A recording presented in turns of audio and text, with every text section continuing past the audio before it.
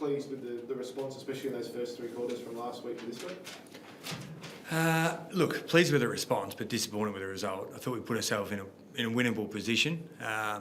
First half was terrific, but unfortunately just ran out of juice in that last quarter, and their experience, their maturity, just ran over the top of us. How much do you think the conditions, obviously it's very humid today, how much do you think they had an impact on the side, especially late? Yeah, midday game in Brisbane.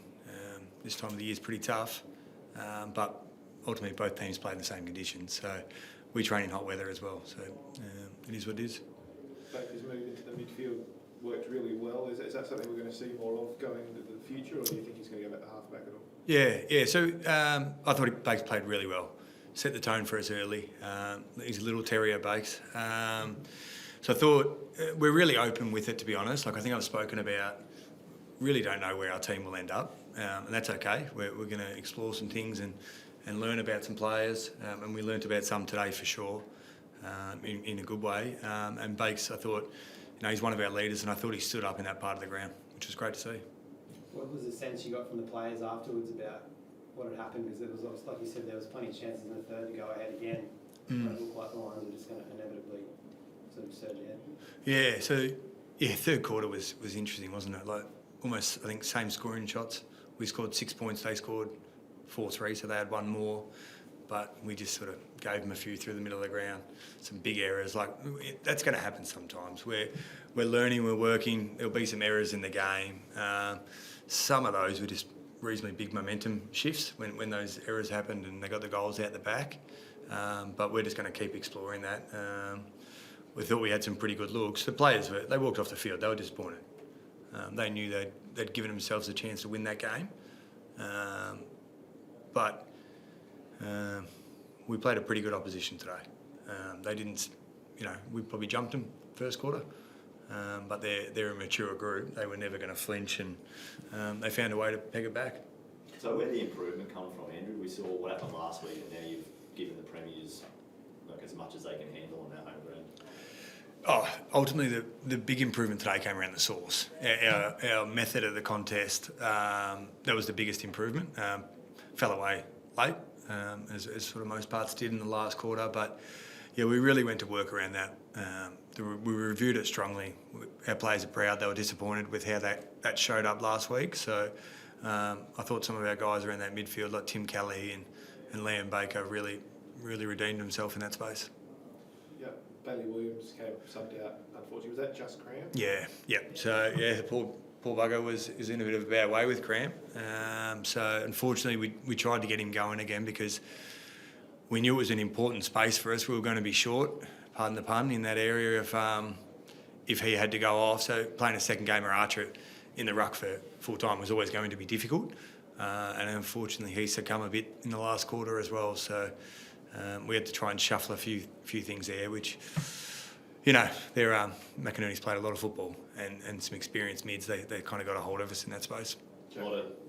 Jack Graham pulled out yesterday too with a hip injury. How close was he to getting up, and is he available for next week potentially? Yeah, he was close, to be honest. He just hurt himself just a little bit the day after training. He felt it, and we had a fitness test yesterday for him, and to be honest, he probably could have played, but he would have been a little bit restricted.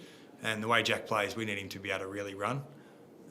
So we just made a call there. So at this stage, we're thinking he'll be in line for selection next week and be okay. You must be happy there with Clay. I think he had 7 clearances from 15 touches and got off the plane yesterday straight to the best 22. That must be a pretty impressive performance. Yeah, so as I mentioned, the Jack one crept up on us a bit later. So we sort of, whether we didn't get our planning right in our emergencies, or when Jack came out, we wanted it to be a like for like rather than move other parts.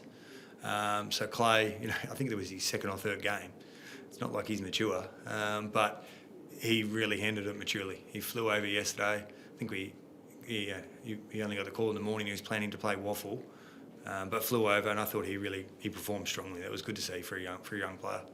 What did you make of Harley Reid? I think he got let's say right into it. Maybe gave away 7 free kicks. Sort of had a bit of an exchange with the crowd. Like some guy came out with tissues. What did you make of that? So I think, Harley was part of the midfield that got beaten last week, and I thought his response today, he played the right way. I thought he competed hard. He had a bit of a quiet first quarter, but he just kept competing. I thought he had some big influence on the game at different times today. Harley's still learning the game. He's still learning how to be the best footballer he can be and the best teammate he can be, and we're going to really support him and work hard in that space with him. Had he said anything about what happened last week at all in the outbuild? And all sort of, commentary about him? I think there's a fair bit of commentary about Harley all the time. So last week was not necessarily different, but look, we've got a really strong plan with Harley. We're working closely with him. He understands the people who he needs to listen to, and he's got a good support base around him. So, he's going to go. Do you mind when he gets caught in the byplay, like a little bit of byplay with the crowd and a little bit of back and forth in Zorko? How do you feel about him? We try to bash the theatre out of this game sometimes, don't we?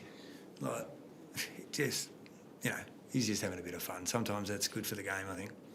So, speaking of responses, Tim Kelly was pretty heavily criticised during the week about his outing last week and responded like a man pretty proud of his football.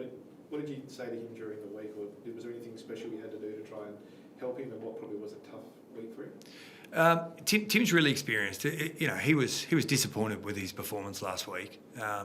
He's a proud man, proud footballer, and it's funny. We reviewed the game strongly. He was part of the midfield group last week that didn't get it done. And during that review, I can say this to you. I could see the steely resolve in his eyes. That was real. So I sort of knew on Tuesday that he'd bounce back. He's a very good player, and I think that's the level that we're going to expect from Tim. Oscar Allen's in the news for his contract stuff. As much as contracts, also it's probably the future of the club that's probably going to weigh on his decision. Do you feel like performances like this hopefully help him stay? Look, Oscar's our captain. He's a really important part of our team. Today was difficult for Oscar because we had to go small a fair bit of the game, so he was one out in that forward line against the second best intercept marking team in the competition. They're very, very good at it. So he just competes. We love that part of him. He's a terrific leader, and we love him being at our footy club. I think Joe Shanahan kicked 3 or 4 yesterday in the Waffle in a good pre-season win. Some good signs down there with some of the boys, Bo Allen and all that, apparently playing pretty well from what I've heard. Yeah. The report I got from the Waffle game was that it was a serious performance. I think our pressure game down there, our work rate was what stood out the most. So that was pleasing. There's guys that have played above the level. That's how I sort of look at it. So they played the reigning premiers only in a pracky match, but it was Peel they played against, and it was terrific for some of our group to go through that game and put themselves in the frame for being ready for selection. I was going to ask about the rise of Total Dewar. That first quarter was some of the best football he's probably ever played. Yeah, it was. He's a young kid. He's got some real traits, Tyrell. I've actually probably challenged him a fair bit this pre-season because I've moved him from half forward to wing to half back, and that's not easy for a young player. But we only did it because we were trying to get him in the team. We were trying to find a spot for him because we think he's got real upside. Really pleased with his performance today. I thought he showed some great signs, and he's only going to get better.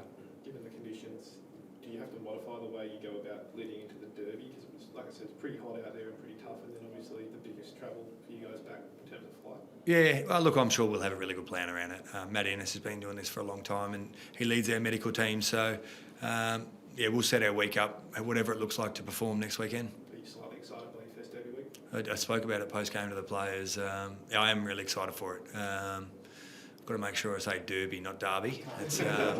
We'll get tested this week a little bit, but I can't wait for it. It's going to be really exciting.